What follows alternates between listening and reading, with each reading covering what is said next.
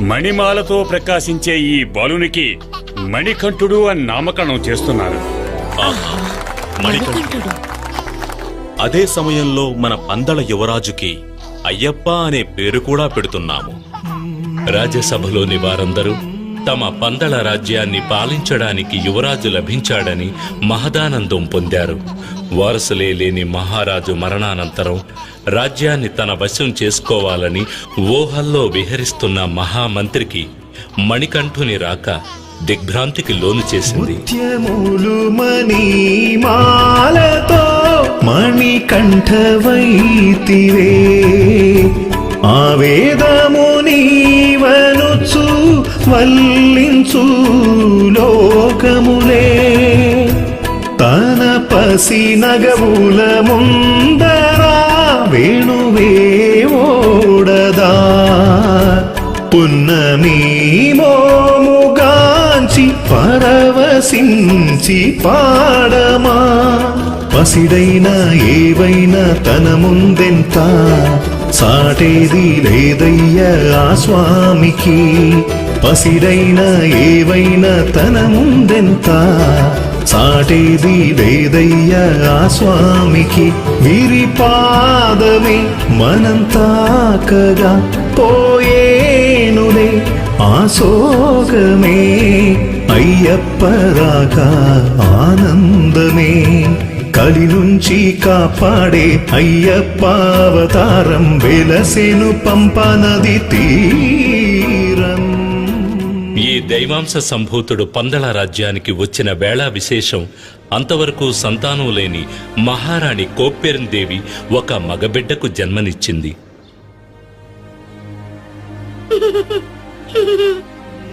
మణికంఠునికి విద్యాభ్యాసం చేయించే సమయం వచ్చింది. అతనిని గురుకులానికి పంపించాలి.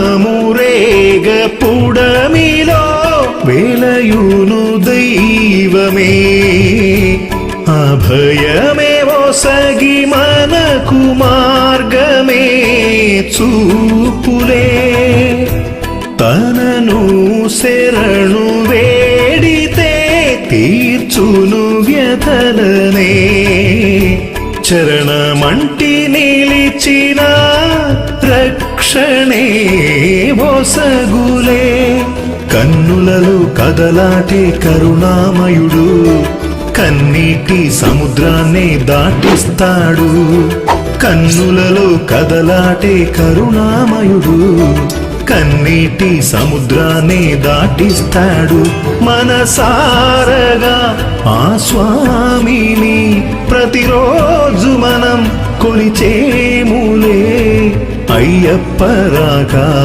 ఆనందమే కలి నుంచి కాపాడే అయ్యప్ప అవతారం వెలసెను పంపనది తీరం.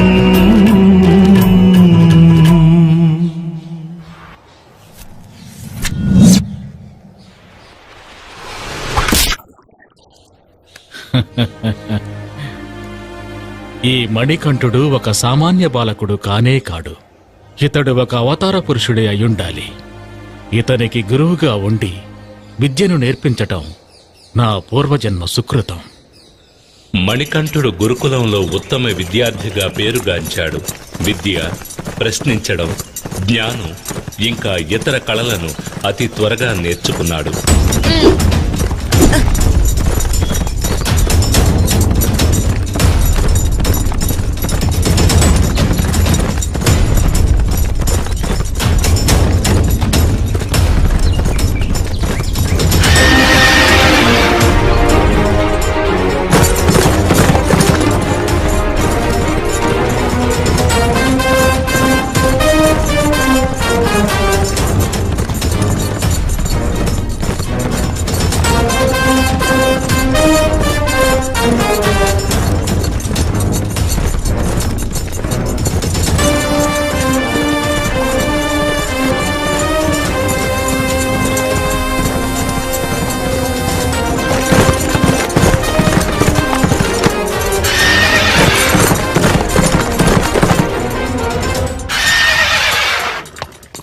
మణికంఠుడు రాజకుమారులకు అవసరమైన సకల అస్త్ర విద్యలను శస్త్ర విద్యలను శత్రువులను ధైర్యంగా ఎదుర్కొనడానికి వారిని అంతం చేయడానికి సహాయపడే కలరి వంటి మరెన్నో విద్యలలోనూ ఉత్తీర్ణుడయ్యాడు.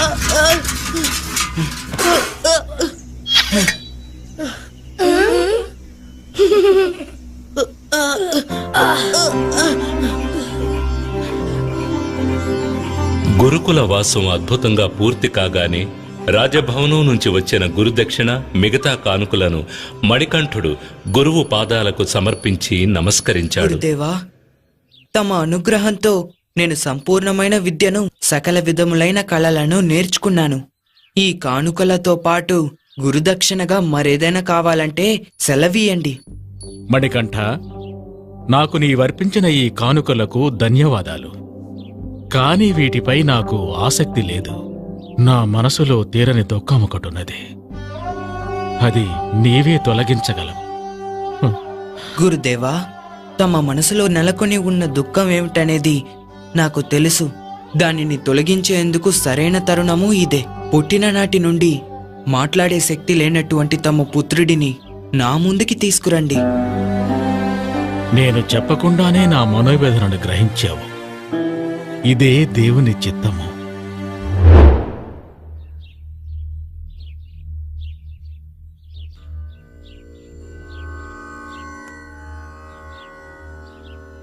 ఓం నమః శివాయ.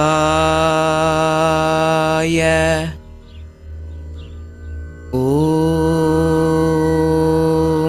నమో నారాయణాయ. ఏది చెప్పు చూద్దాం. ఓం నమః శివాయ. అంతే, చెప్పు. ఓం నమో నారాయణాయ.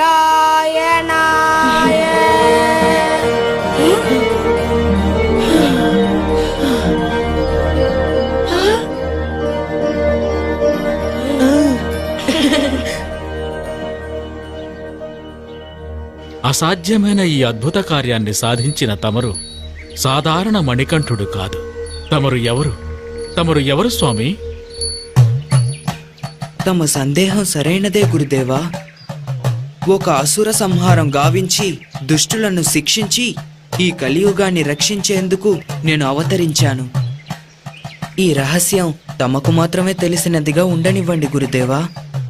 నా అవతార లక్ష్యం ముగిసిన పిదప నా దర్శనానికొచ్చే భక్తులకు ఉత్తరా నక్షత్రంగా నేను దర్శనమిస్తాను. ఇదే నేను తమకు ఇచ్చే గురుదక్షిణ. సెలవు గురుదేవా. గురుకుల వాసం పూర్తి చేసుకుని రాజభవనానికి తిరిగి వచ్చిన మణికంఠునికి ఆనంద బాష్పాలతో మహారాణి స్వాగతం పలికింది.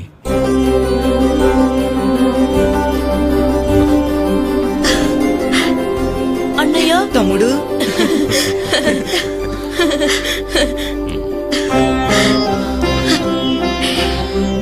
మణికంఠ, నా బిడ్డ ఎంతగా ఎదిగిపోయాడు, ఎంత అందంగా ఉన్నాడు. తెలివిలో మాత్రం తక్కువ ఏంటి? నా బిడ్డకి నా దృష్టే తగిలేలా ఉంది. ఆ విధంగానే జరిగింది. ఆ తల్లి బిడ్డల అనుబంధం పైన విధి దృష్టి పడింది.